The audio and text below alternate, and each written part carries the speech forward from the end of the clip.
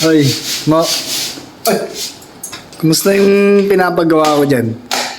sir, malapit na matapos to. Ang na, may Judith yan mo. Ay, sir, pasensya na. Medyo nagkasakit ako ng araw. Nagkasakit. Ay, ilang linggo na yan sa'yo. Usapan natin.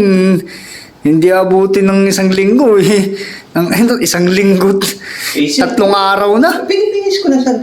Pinapaganda ko na. Paganda. Ganda na yung ulo. No? Ano ba? Matatapos ba talaga yung ano na yan? Wall na yan? Oo, sir.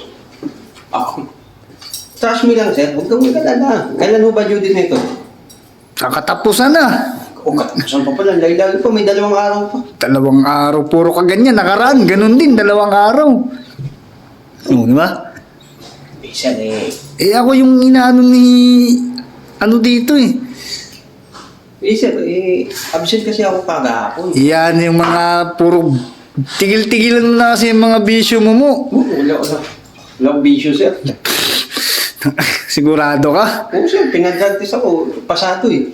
Ay, Sabi, di ba? oo nga. Oh, Lahat ng test, sir, dapat pinapasayan. Walang dapat ibinapagsak yan. oo nga. Tama ka. May tama ka. Pero malapit na matapos to, sir. Tapusan.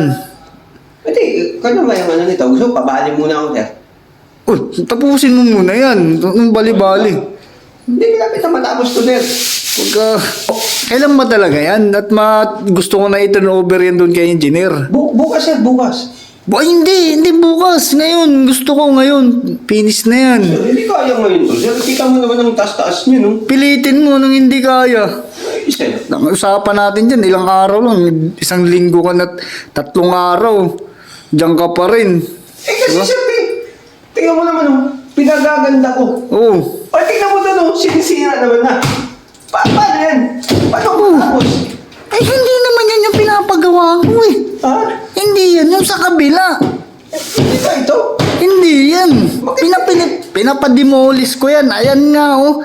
Bakit? Ay, patay tayo dyan.